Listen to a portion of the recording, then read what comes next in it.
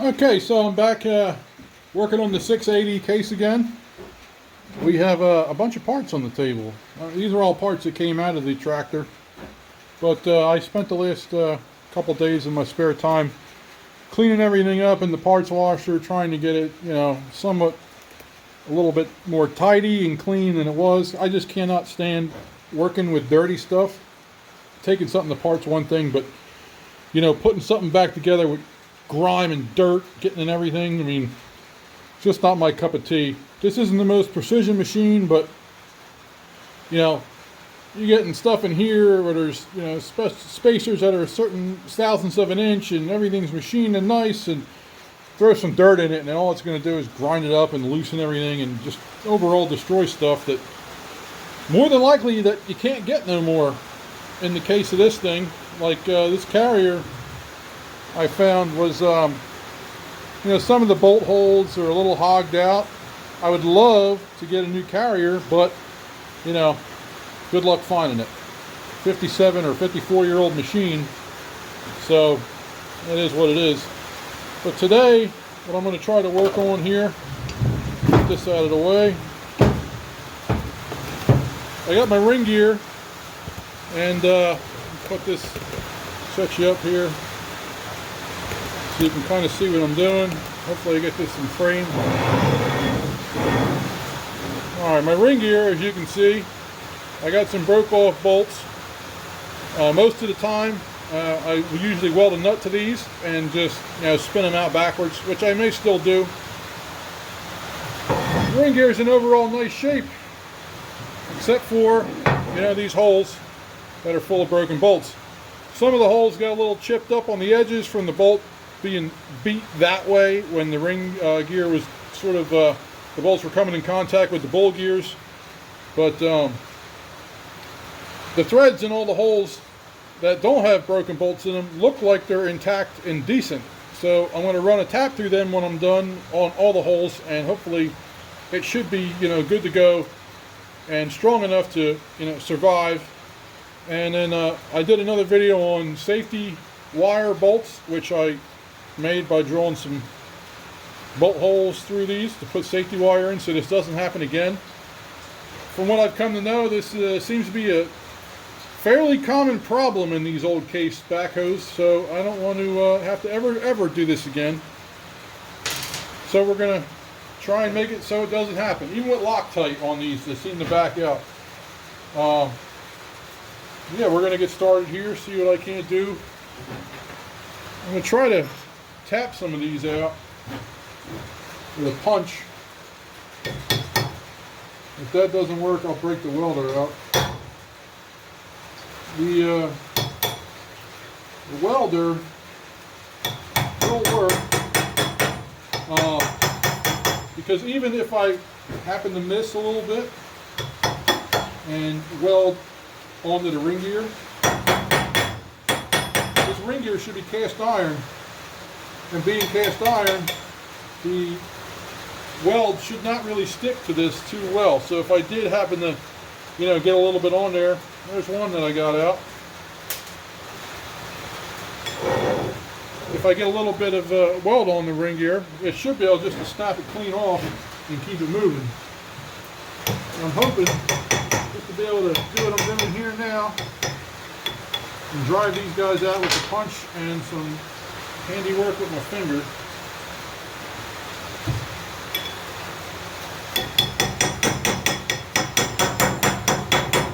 And these bolts didn't break because they were over tightened. They didn't break because they were rusted and stuck. They broke because this big giant gear in the back was just smashing into them on the back side of the carrier here. This is why they're coming out super easy, in case you're getting jealous and saying, oh, every time I take a bolt out, the thing fights me and I curse a bunch and throw my tools and end up taking all day. Although I will say that the old saying of every job is, one broken bolt away from a 3-day ordeal.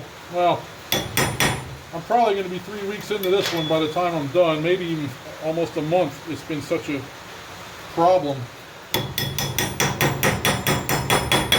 Part of the problem is getting the parts even though all the stuff I need for this job is fairly common and simple, like bearings, you can match bearings up easily. That's no brainer. You just look the number up, they're all the same, but some of the bearings, they are not the most common bearing apparently. Everywhere I looked, they either, Napa tells me that it's super odd and they were super expensive, and they didn't even know where to find them. They finally found some, and then I get, I look online on eBay, there's a few I see, but it's like, how long do I want to wait? And then I ended up ordering them from Rock Auto,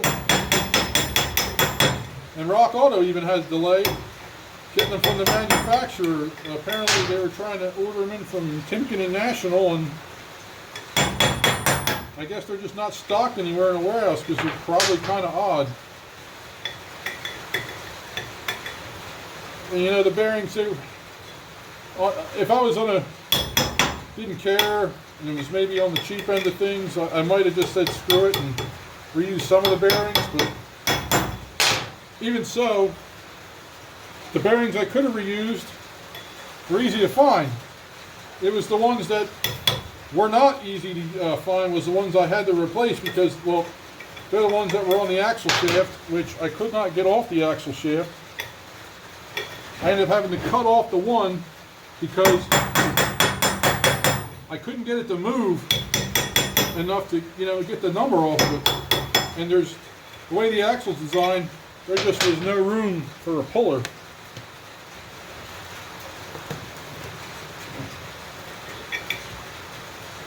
I couldn't even get it in the vise, even if I did get like a bearing puller, the one where the beveled edge one that goes underneath the bearing. Excuse me. This one's fighting me extra good here.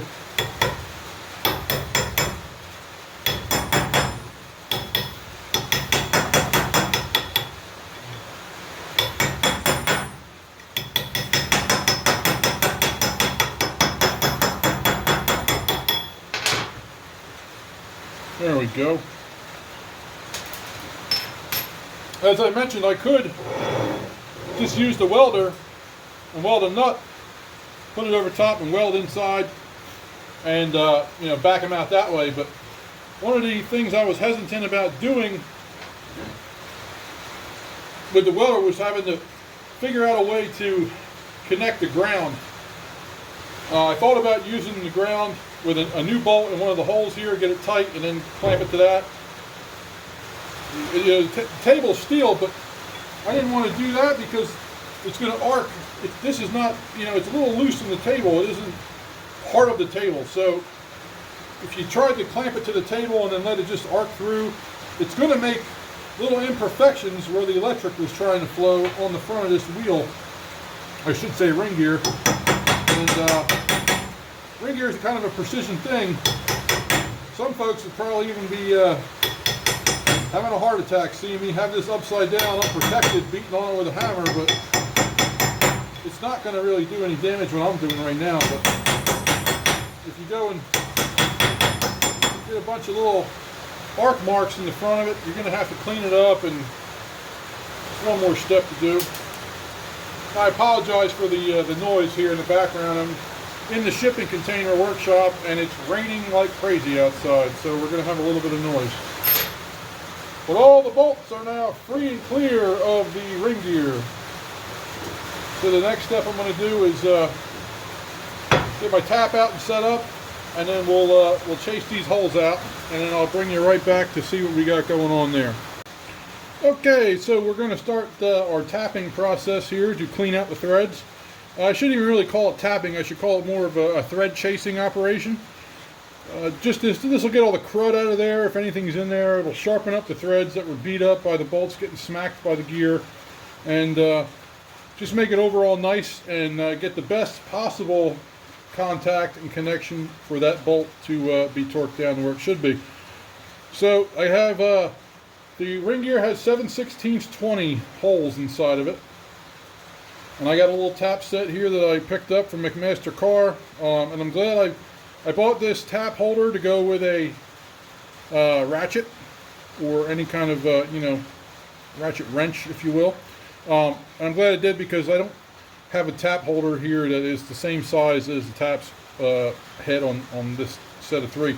Now these are all the same thread pitch for cutting, but you'll notice that this one, it comes into focus, the threads start much sooner, the cutting threads on this, than they do on these other two. And that's what makes them different. Like this one, the threads start much further down. This is like for starting your hole when there's nothing there. This one is more for cleaning up just generic regular holes. It starts a little bit farther away, closer to the edge. But the one I'm going to use, and I got the set of 3 just in case some of these are really, really bad. I got this one, is called a bottoming tap. When this one goes in, the cutter starts about there. You're going to have only about 2 threads lost, which in this operation, originally they probably did use a bottoming tap to either start in total or finish the job. So this is probably going to run into the same amount of space where the original holes stop, and I should be 100% good to go when I'm done. And like I said, this one, it's a quick fit, like a almost like a drill chuck. It opens for different sizes, but just put it in there and tighten it up. I'm going to use this little handheld ratchet, palm ratchet. I don't use this often, but since I don't have a handle for this, I'll use it with this, and that'll give me some nice control. We got cutting oil to keep our tap nice and lubricated. And there's plenty of videos on doing tapping, but never do this with a drill unless it's a specifically made drill tap that's meant for being used under power. And especially don't do it in a hole like this, where you're going to bottom out, because these are very hard and they will break. And when you break the tap off in here, it is a done deal. You might as well throw the part away, because it is very, very hard to fix the situation after that. So I'm going to mark this so I know which one I started at, just in case I lose count. And we're just going to clean the holes up. So we're going to butter up this here tap a little bit with some cutting oil. And you should use cutting oil, something specifically for cutting when you do these kind of operations. It's different than regular motor oil. It's definitely not WD-40. It's not PB Blaster. It's cutting oil. It's made for this. So that's what you want to use. Now, this isn't the best thing to use for this, because this ratcheting mechanism is sort of throwing you off a little bit here. With a tap, you want to go in and out.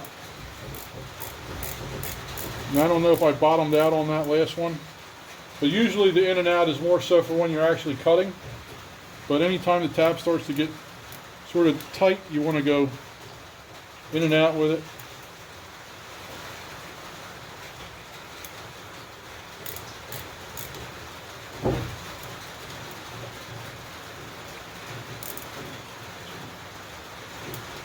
Do it one more time. See if we're getting down there. And of course that thing's spinning. That was the wrong thing to do.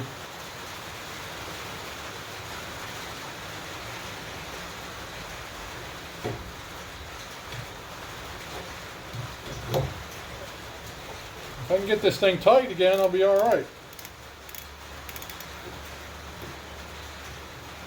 All right, so we're going to run this in here one last time, I think. And we're going to see how our bolt does. Again, you want to do as much as you can, but when you start to bottom out, you feel it getting tighter, and you want to bring it back. You don't want to overdo it, because overdoing it is never good. You end up breaking something. And that came out pretty clean. We're going to just See how a bolt goes into this now? Just make sure it's nice. I'm really interested to see how far the bolt goes, because I can kind of gauge if I'm actually gutting all the threads nice and clean, or if I have a ways to go. You know, I'm looking at the carrier and how thick that is. I believe we're good to go here. So I'm going to call that hole done.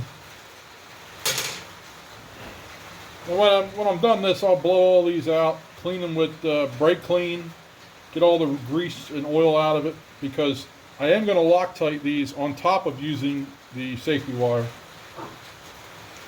So I'm going to blow this off. You want a clean tap every time.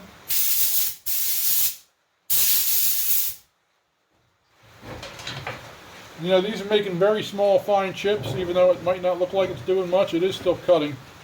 So if you're blowing this off, always use safety glasses, because stuff will fly and bounce and ricochet off other stuff, and nobody wants to have to wear an eye patch like a pirate. So in we go on this next one. Might be bottomed out, I'm not sure.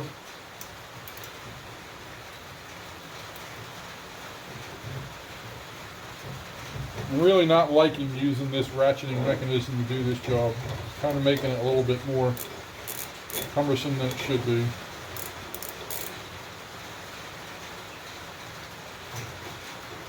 I may even switch to a full-size handle.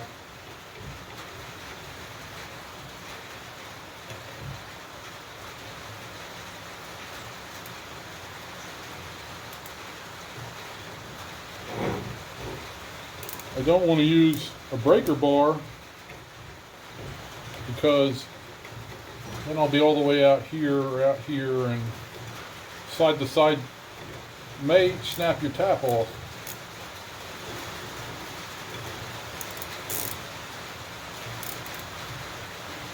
Bring this guy in one more time.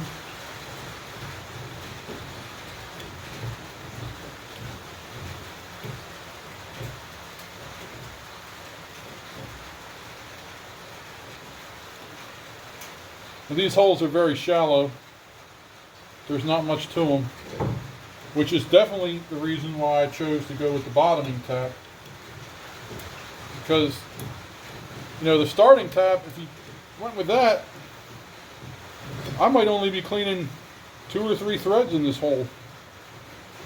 You know, and even with the second tap, that would be, you know, more for holes that were already done, I wouldn't be getting the full effect there. With this, I'm getting as much as I can. Let's see how this one feels.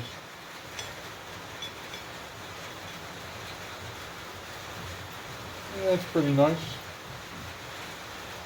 Again, that's definitely very close to where I was at before. So I think I am bottoming out inside of here, which is what I want. So I got 10 more holes to do. And this isn't the most intriguing operation, so I'm going to stop the video here, do this, and then I don't know if I'll bring you back tonight. It's getting late. I'm going to be assembling the carrier after I get this all cleaned out and cleaned up and ready. I got my manual in the mail today for this machine finally. I can do a lot without it, but I kind of wanted some different specs on how to set up you know, brake adjustment, the spacing for various differential parts, and you know, important stuff that you may be able to find on the internet if you hunt hard enough, but you know, I don't have time to hunt that hard. So, and I want concrete evidence of what I got to do. So once I you know, get this cleaned up, I may call it a night, go inside, do some reading on different things for, you know, around this differential, and then tomorrow I'll have my specs for torquing the carrier down, and then we can figure out some kind of setup to hold the carrier still. It's kind of, you know, it's gonna balance up when I'm working on it. I'm gonna have to do it like this, okay? And you know, it ain't exactly stable. And the problem I'm going to have is, I'm going to have all these bolts in here. They'll be one after the other. The plan with this safety wire is to go between just 2 bolts at once. Some folks would say, oh yeah, go all the way around and you get all creative, and I am not in the mood to get artistic with the wire. All it needs to do is loop off of this end and come this way and loop over this way, because I'm trying to make it so that these cannot, no matter what way they go, they're going to be pulling on the wire in the direction that would tighten the other one. So going bolt to bolt is enough. It's going to keep things together and we'll be good. I also have washers to go in here, which you'll see when I get to put this together. But I got to figure out some kind of, I don't know, I might just use some blocks, find some nice pieces out in the, outside that I got that I can support this with, so I can work on it without it tipping off the bench, because that is really the last thing I need, is to drop this either on my foot and break my foot, or break this and then have to figure something out to find this piece, because I have no clue. I'm not getting it from the dealer. I know there's a whole rear end in somewhere in New England, I believe, but it's more than I want to spend right now. So we'll take the time to do it the right way and have no complications any further than we already have. So when I'm ready, we'll get back to it.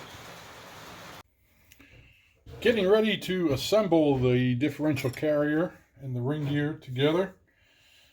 First thing I'm going to do, now that I've got my holes all cleaned up with the retapping them to clean up the threads, I went on ahead and shot a bunch of brake clean inside of these to clean them up, get all the oil and grease and grime out of the inside. Maybe I should have waited till I did this, but I can just blow this off when I'm done.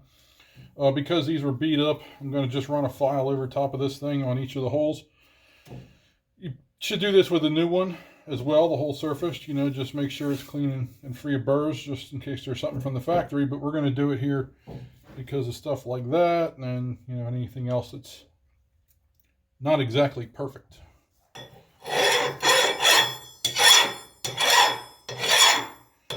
Not expecting to take off much of anything here. It's just more of a precaution.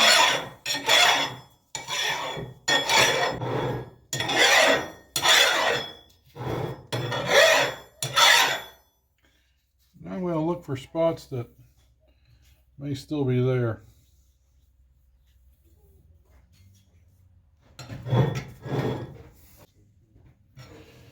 Okay, I had to take a slight break there for a minute, but I have gone over these holes and I am satisfactorily pleased that there's no burrs on this ring gear. So I will blow it off as soon as I'm done working on the carrier. And the carrier, which, let's see, get it all the way in frame for you. I'm going to do the same thing, but over here on all these bolt holes. And this one, I believe, is going to be worse than the ring gear, just because of the way the bolts were moving and getting smacked around. So this may take a little longer. Maybe also a little trickier, because I got to deal with this thing wanting to move on me and tip over.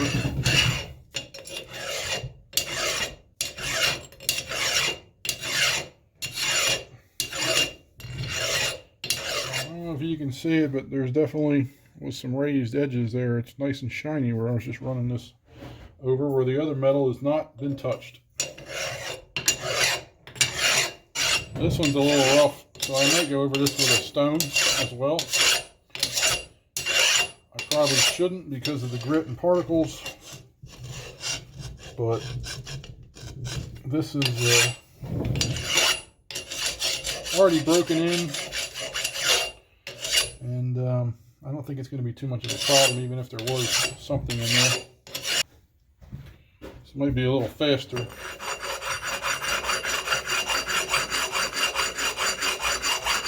I'm just using the coarse side of the stone. No real need to make it super nice and smooth as far as the finish goes, because it's not a knife.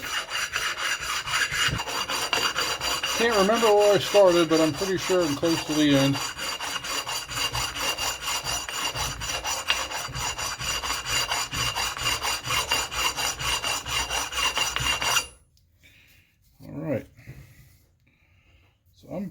pretty happy with that. It looks nice. So I'm going to shut this off for a second here and then go clean this, and then we will get to assembling the ring gear. Here we are at the vise. I've got the carrier clamped in so I can do some work here without worrying about tip overs or it spinning. Before you freak out, there is chunks of rubber hose on the shaft protecting it from the jaws. I fit the ring gear. It's not a very tight ring gear. Some of them, like on my Toyotas, they'll be real tight when you go to put them on. I've actually had to, and this is definitely not what you're supposed to do, but had to tap around the inside lip of this on some of the Toyotas to get the ring gear onto the carrier right. But you know, they say you should put it in the oven and then put the other piece in the freezer, and I just usually never have time for that when I'm doing it, so I tapped it on, and I'm going to kill it anyway, so I might as well just start a little early.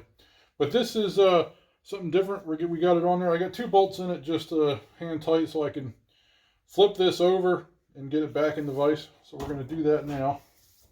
I cleaned everything up with brake clean, and I also, oh, that thing's heavy. I also cleaned all the bolts with brake clean as well. This way we can ensure that the Loctite is not contaminated. Yeah, this was a real joy to pull out of that transmission case, I'll tell you that. And even though I got the hose on it, there is a surface, which I'll show you. This surface on the other side is still resting on the metal of the jaws. So I just want to be careful not to try and twist this as I'm torquing it down. And the torque spec on this is 70 to 80 foot-pounds. So since I'm going with you know, safety wire, I may have to move the bolts. They may not always land where I want them. So I set it at, I think, 72 or 74. So I have a little bit extra to twist it, just a hair, should I need to. So we're going to start back to working on this today, and I'm going to get all the bolts in here and get them torqued down to spec. And when I get done that, I'm going to start doing the safety wire, and we'll go over 1 or 2 sections of safety wire and see how I'm going to install the wire on this carrier. I don't know if you can hear it, but it is very windy out today. We may lose power for a 2nd or 3rd time here during this video, so I may have to stop or get interrupted by darkness, but it is what it is. We have Loctite thread locker. This is the 262 for up to 3/4 inch fasteners. This is the high strength stuff. I use it on several other applications. Also going on with the bolts would be these washers here. I found these through McMaster Car along with my bolts. These are the pretty much the exact same size as the washers that were on here. There's supposed to be a hardened washer on here. I don't remember if these were hardened or not, but they're going to work. I'm going to make them work, and if they don't work, then we'll figure something else out, but it shouldn't be a problem. We'll put washers in at all the different locations here. The torque wrench is already set to spec, so all we got to do is start putting them in and tightening them down. And looking at my carrier, at some of these holes here, like this one I'm looking at right now, there's more damage to this side of the hole than there is on the ring gear side, which is good. It's not good, but it's better than the damage being all the way through. So I'll take that. And let's see here. Alright, so just to speed this up, I'm going to run these in with the little 3/8 electric impact, and then it won't get close to the torque the way I'm going to do it. I'm not going to do it hard, just zip them in to get them seated, and I'll torque them down. I'm going to start with getting 2 bolts in so I can take out 2 bolts, and then we'll start running these guys down. So I'm going to put the thread locker on. I'm using the generous amount, as you can see. The stuff is expensive, but it's going to be more expensive if this bolt comes out. So I'm not too worried about it.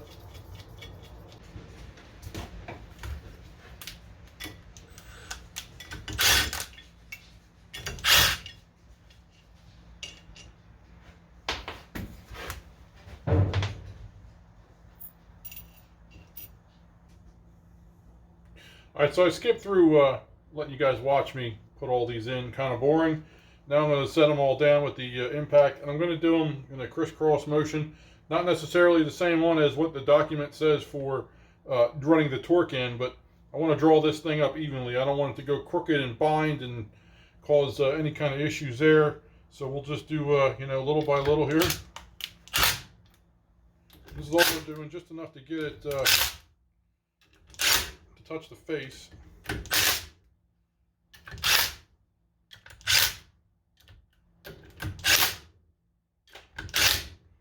just kind of going around and around.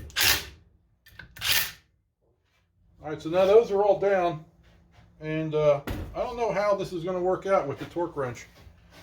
I got some you know, rubber holding this in, as I mentioned, and but it's still going to be able to spin some, and you're putting 80 pounds of torque. It's already got some leverage, and then the leverage of the torque wrench, so who knows.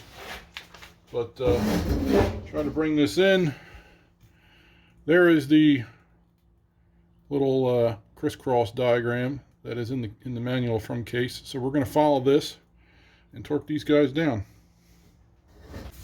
Alright, I stopped it and went ahead and numbered all these so I could make this a little bit more cleaner for you guys as far as the operation.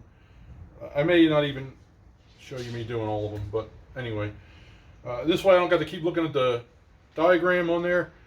And we're going to give it a shot here, see if we can't get this to take some torque without spinning in the vise. Just going to tighten it a little more. I know it's in the rubber, so we're not going to have a problem putting any kind of scoring on this shaft on the other side of it. So double check the torque wrench. We're at 74. And let's see what we got. It is trying to spin some. I'm also trying to hold the ring gear so I can get a turn on it. I don't think it's going to work though. So let me come back to this. I got to figure out what we're doing here. This isn't going to work too well for me, and I don't want to have any issues, so we'll be back.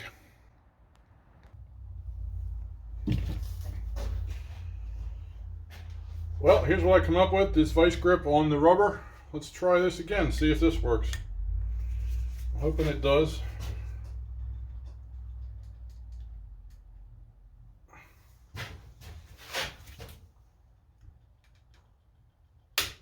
Oh, there's one, so maybe this will do it. See what we can do throughout the whole bunch of them. I may be able to keep some stuff from turning depending on the position in which I start pulling from, like if it's closer to the shaft like it is now, or it may help me. There's two. All right. So I'm just following my crisscross pattern here that the manual had stated. There's three. So I gotta do all these.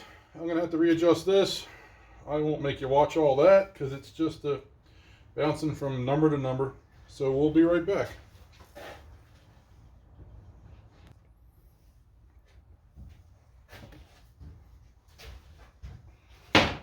Alright, so it's amateur day here for some wire for these bolts.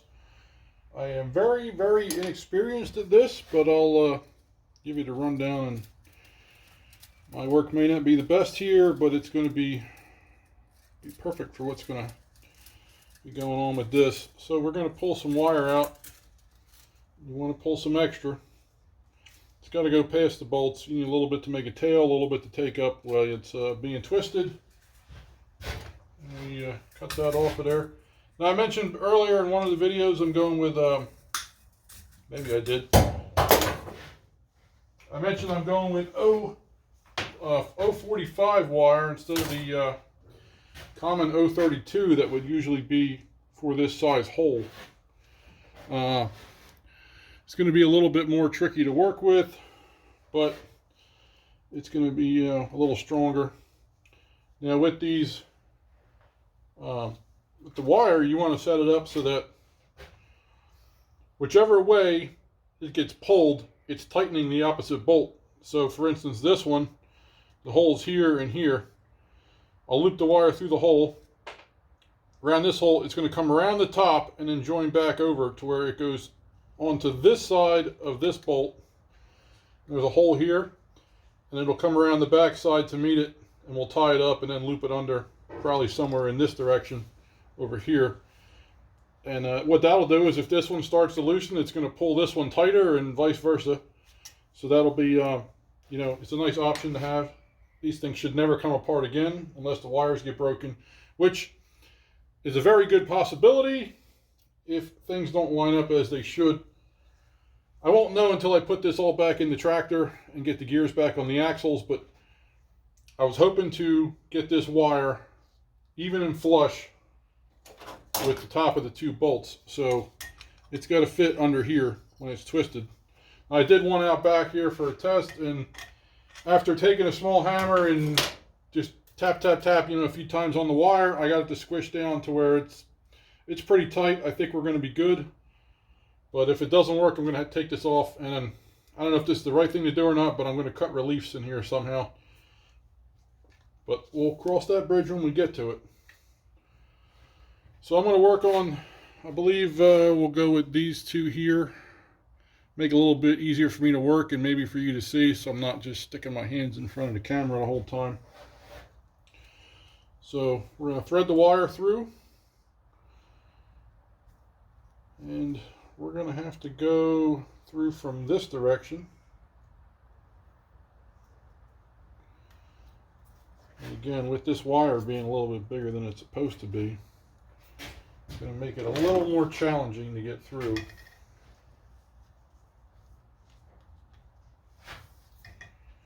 We will make it work.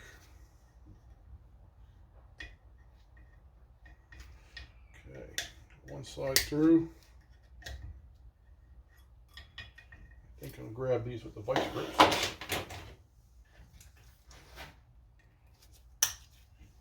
We'll just continue to try and work it through. All right, so this side's in. Now I'm going to take the pliers here. I'm going to yank on this a little bit.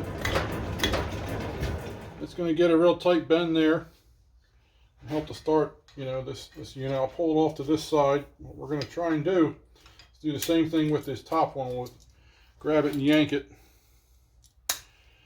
and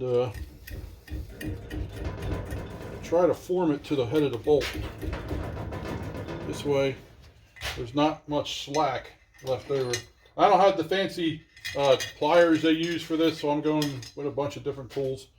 I should buy a set, but with as much as I've had into this project, it wasn't in the budget. So right now I'm just crimping these wires a little closer to the bolt to try and take up some more slack. All right, so now we got pretty much the form of the bolt, and we're going to begin our twist. So now we're going to put this together and figure out about where we want our twist to end. And you want to go a little bit higher than where it's supposed to end, because it'll give you some room to adjust. So we'll go about here. I don't know if there's a specific way you're supposed to go, if you're supposed to go clockwise or counterclockwise, but I'm going to go clockwise rotation here. Twist this guy up nice and tight.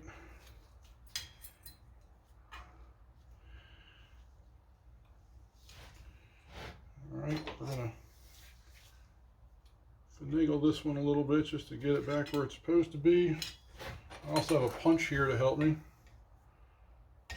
force things where they're supposed to go. Normally I might not have to worry about this, but I want this as low as possible so it clears where gear that's going to be on the axle comes through. All right, so we're going to take a look at that and see if it's acceptable. And I'm kind of far off, so I'm going to give it a few more twists, move it down just a hair. I did make the mistake on one of these of grabbing them all the way at the end and making the twist, which that's not going to help you, because then you got to untwist it and it's not going to go through the hole. The wire will be deformed and it's not what you want. I could probably go another half a twist, so that's what I'm going to do.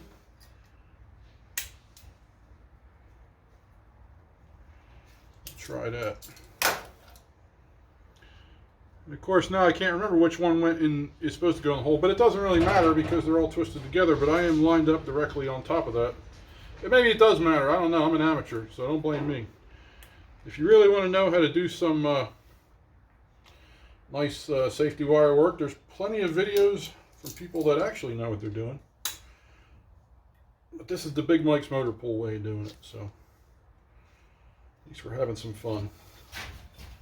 We're going to just force this all the way in there and move this guy out of the way, get as much of this in the hole as we can. We got a nice tight fit here, which I'll probably still tap it down some with the hammer. Get it as good as we can. Where is that hammer? Just work it a little bit in the direction it's supposed to go. Alright. And now you can also see on this one how I'm going to come around here, which will be, you know, if the bolt unscrews, it's going to start pulling right this way. Same thing up here. Unscrews, we're going to pull the opposite. Then we're going to pull this off to this side and clamp them both together. And I'm pulling off to this side. Well, first I'm going to try and shock this over a little bit. Also going to take the pliers and while I'm putting pressure on this, give it a squeeze. Like I said, you may not have to do this. I may be just doing stuff I'm not supposed to, but at the moment it's making a lot of sense to me to do this.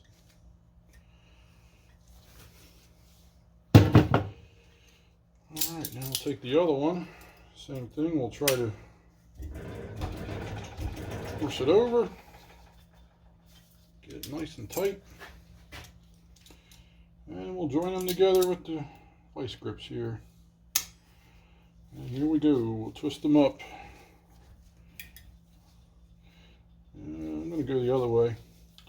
I think going the other way is going to help me keep this wire down low on the bolt, so maybe that's something I should be paying attention to as I'm doing these other ones. Alright, I'm fairly happy with that. So the next step, we have to trim this guy up and put him where he's supposed to go for our tuck away.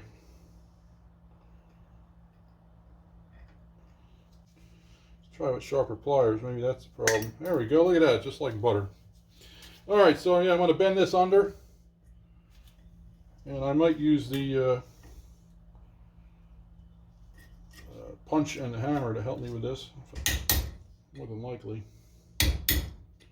So, not too worried about that, but I think that's going to be in a nice spot where it isn't going to move. Tap that down a hair, and we'll check and see what we got.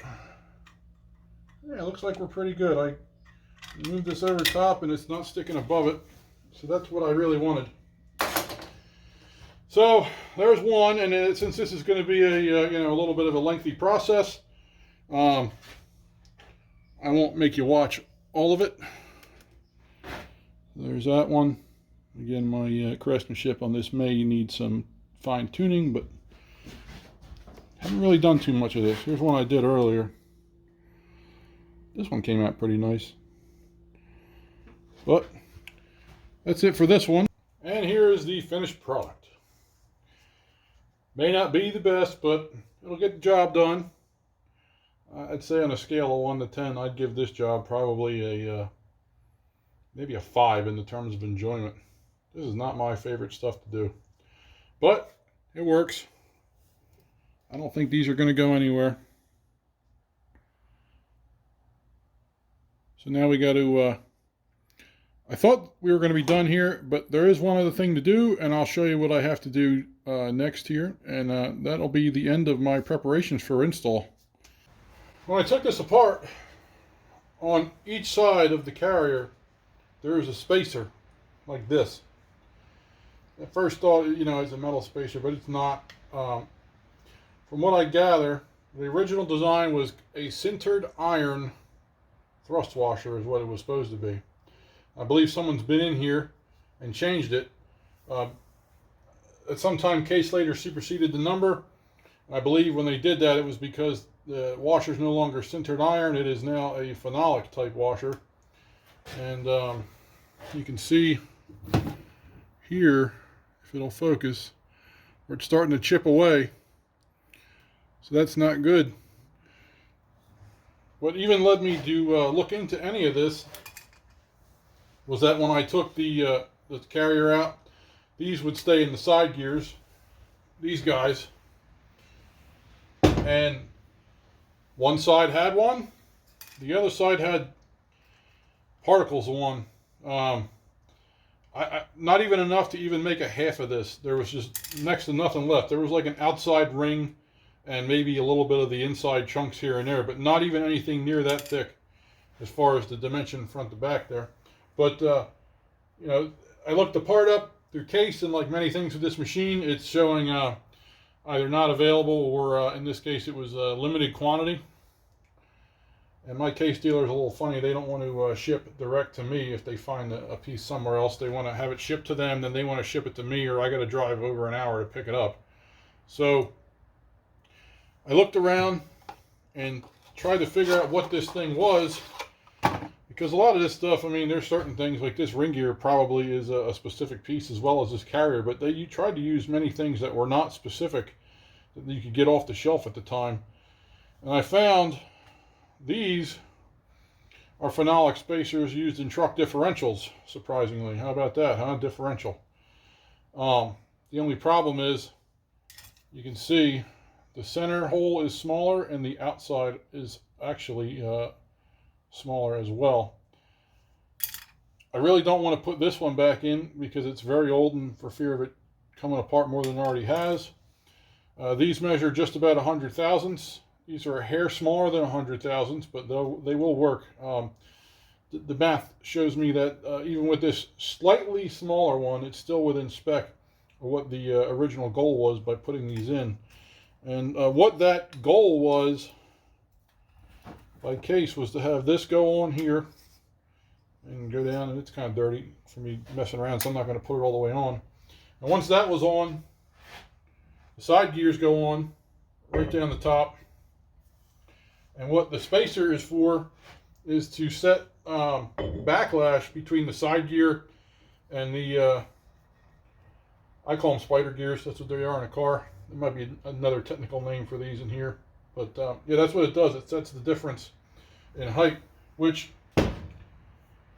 for something like this, low speed vehicle, I don't know, maybe it's not a big deal, but the problem is that makes it a big deal.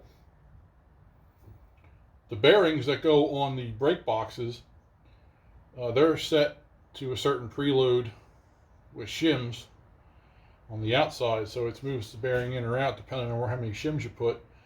And then you have to have a space in here, 2 side gears on each side. If there's no spacer, then you lost the preload on the bearings in the brake boxes, which is then in turn going to throw the contact pattern on the ring gear all the way off.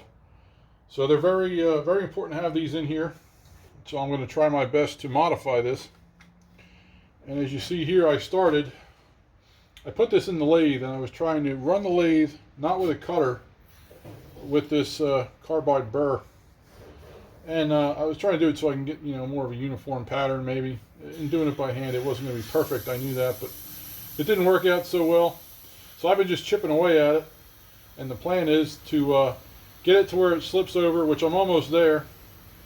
And then once I do, I'll try to get a razor blade and clean up all the fur here.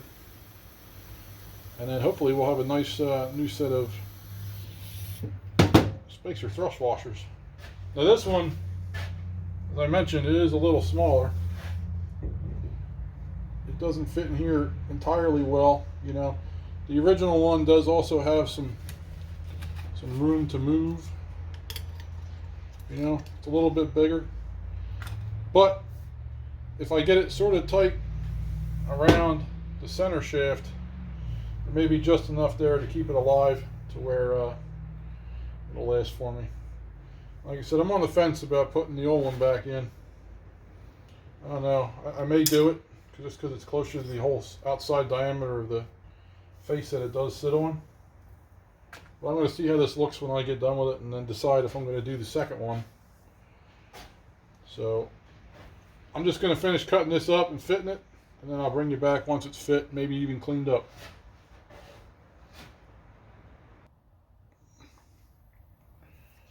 So I got this one somewhat cleaned up. It's still a little fuzzy, but I think the only way I could possibly get this to look like it was new would be to use a cutter, like a really sharp razor cutter when this is in a sheet format. You use like maybe a gasket cutter, something like that, but I don't have that, and I don't have sheets of this stuff. This is it's not fiberglass, but it's similar in composition, if you will. It's fibers of some sort of phenolic resin binding the fibers together. I don't know what the fibers are actually made of, but it is a phenolic resin holding it all together. It's woven material. So I got it to fit pretty nice. Happy with that. I don't think there's a tremendous amount of pressure here, because if there was, I think they might have used something different. And I tried to find other things like bronze or brass to put in here, but I really couldn't find anything that was close to the 100,000ths mark that this was to put in there. So I'm going to go with this. It's a little bit shorter than I'd like, but I marked this up when I slid this down and ran a scribe on the back, and I still got a good 1/4 inch of surface on the main part of the carrier where all the pressure is going to be on this and on the surface of the side gear. So I'm going to run it. Hopefully it outlasts me, and I'm going to save this one as a spare so I can maybe match something up later on if I have to. I look pretty hard to find this, so I don't know that I'm ever going to find this. I may just check with the dealer, since you know it wouldn't hurt to have a couple on hand just in case, and get some of those for future use, just in case. I don't plan on ever taking this apart again, but you never know. Who knows? May even end up with another 680, since I seem to love this thing like one of my children. So yeah, I'm gonna get to work on the other washer, get that fit and cleaned up, and then we're going to work on another part of the machine that I got parts for finally. We're going to put the brakes back together, as far as the plate that spreads when you hit the brakes to start brake pressure on the two sides. So we're going to put that back together. I got new springs. We'll get it all greased up nice, and I think I have bearings here to install the carrier with the brake boxes. So if I do, that's great. Maybe I'll get that done this weekend. But I'm still waiting for other stuff, so it's going to be a little while longer before I'm completely finished. We're going to reassemble the brakes. I should say the brake actuating disc assembly, I guess you call it. These I cleaned them in parts washer. I haven't sprayed anything off brake clean yet because I don't want nothing to rust.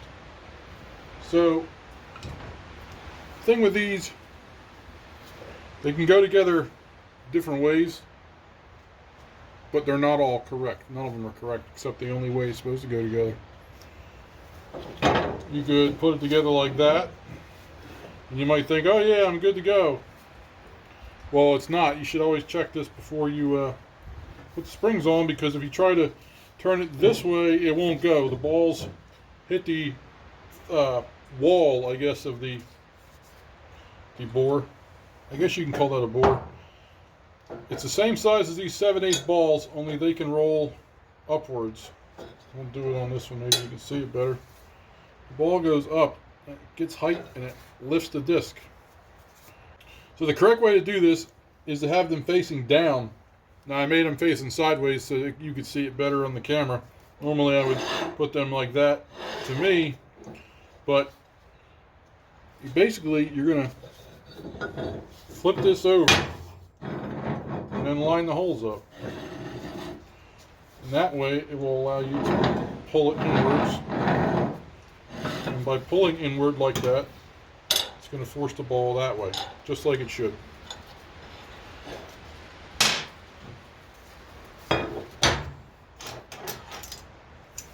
I mentioned we broke this. I did find one, brand new. A little pricey, but better than making one. This guy's garbage. I got new springs, and I got some extras to have. So we're going to get started putting this together.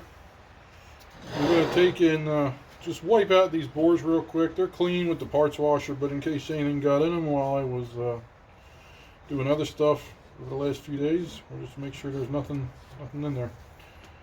The next step is the grease. I have this particular grease here, this TRC 880 crown and chassis. Supposedly this stuff is really, really good. This is what I'm using in all the pins on the backhoe, for the loader, the backhoe, the king pins, all that good stuff. It's got red flakes in it.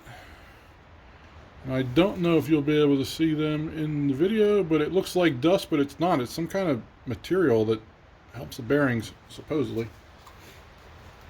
This stuff is from the Texas Refinery Corporation, and it is very well talked about.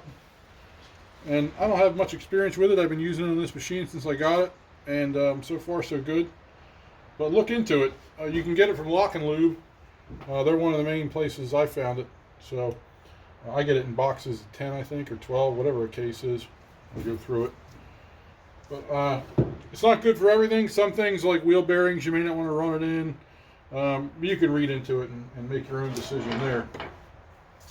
But for pins, it's supposed to be good. So now I'm going to use the grease gun here, and we're going to just do one shot of grease in each one. You don't need to be overkill, because you don't want this stuff to go blowing out of here and getting all over everything. Because on the other side, it's a surface for a brake, so you want it to be clean, free of debris. One other thing you might want to do, which I did already, clean the tip of your grease gun out before you go and do this. That way you don't shoot any dirt if you were greasing your machine and got dirt on the front of it. So hang that back up and get to start putting everything together. So now I'm going to put these back the way I had them, in a sort of an order like that. This way we can just flip them over and set the two pieces together, and then start with the springs. These, over the time, can get very crusty. The grease dries up. It gets, not to be as good of a condition as it's supposed to be. So you definitely want to, if you ever have these apart, take it apart, clean it, grease it, give it some love. So we're going to try to attempt to put this together correctly. Bring this guy down here. This is the way it should go. Oh! Pardon me, I forgot a ball. How about that? Now we got things lined up. You can see possibly here I have a spring tab, and there's a spring tab underneath. Give us a quick test to make sure it's going the correct direction. When you pull them together, it should rise, and it might be hard because of the grease, but so there it goes. That's what we're supposed to see. Then we got to put the springs in, and these springs are just little guys with hooks on the end. And speaking of hooks, hook is the best way to put them in. I did the other side already, and I tried a few different things, but I got this old screwdriver. It was one of my old man's, and it, saw its use. Tip got all mangled up over time. So many moons ago, I made that hook into it, and being that the tool steel is tool steel, it it takes, you know, quite a bit of force. I haven't had any problems with it bending, and you can use it as a hook, a scraper, all kind of different stuff. So you got to get this. The tab here, you know, it's pretty much flush with the table right now, so you have to lift it up a hair to get your spring in place. Put that in, and then there's no real science to this. You just kind of got to lift and pull and hold it down at the same time. So it's, you ain't gonna be able to see it, but at least I'll get it done. See, that's it. Almost took my hand off, but we got the spring on. So let's go get the next one. You'll see though. You try this yourself, you'll probably fight with them a little bit. Oh, I just did that one like it was my job. All right, and the last one. As you can see, what I'm talking about, it's real tight here. But over toward this last one, it's spread a little bit more. So it's going to make it a hair harder to get on. But it's nothing that's impossible. It's easy to do. Spring is on the tab. And we're going to just go up and over with it. Easy peasy. So now we are held together with the springs. We have some grease, not too much grease. This should give us some good service life. And now we have to put in the linkage. Now the linkage does have a certain way it goes according to the drawing in the manual. Let's see if I can get this in frame. You see the linkage is designed to be the same at the bottom as the top. And what I mean by that is there's no difference in where it lands. You can see if you look at them by design, they're the same spot. Like it flares out at the bottom to take up for it. And looking at this drawing, the end that is flared out to make it fit correctly is going at the bottom position.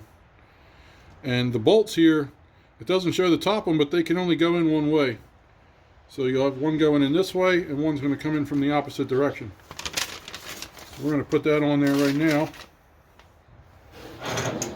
So on the tractor, I guess it doesn't matter which one's the bottom. It could be either one. But when you put it in, you want to make sure you got it correct as far as on the machine. We'll fit these in there, just like so. And on these bolts, I like to use some never sees. Don't know when I'm going to open it up again. Don't know what's going to get in there. Hopefully nothing. But you never know. Put them on. As we said, they're only going to go one way. Very, very tight fit. Should be using the hammer, but this will work. You just got to tap it in. You got the nut, and we're going to take that nut, put it on, and I'm going to run this in with the impact driver. I should say impact gun, because this is going to want to spin, and this is just the easiest way to get it without frustration.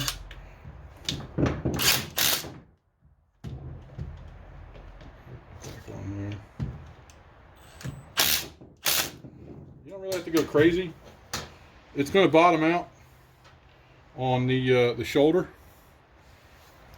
So just get it tight, run with it. And again, a little more never sees.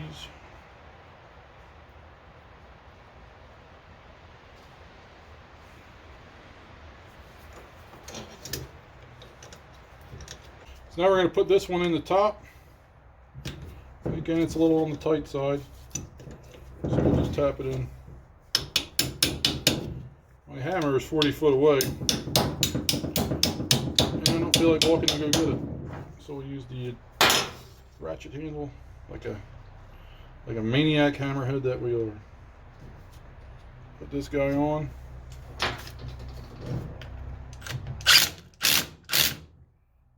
That's it. Our brakes are now together. I may adjust this a hair. It's getting in the way of things. But other than that, these are ready to go. Alright, so that concludes putting things back together inside the shop. Now we're ready to assemble things back into the tractor. But I have to go inside and see if I have enough stuff to get started on this now, or if I'm waiting and doing something else. There are some things that are here, but there's some things that are not here, so I have to figure that out and see what we can do. I really would like to be able to assemble bearings onto these side gears, because if I have the bearings for this, that means I can put the differential back in the machine. And that's getting the differential back in, that means I can then put the brakes back on the machine. I can do basically everything except for the bearings that are going to be for the axle shafts, which I'm waiting for one still.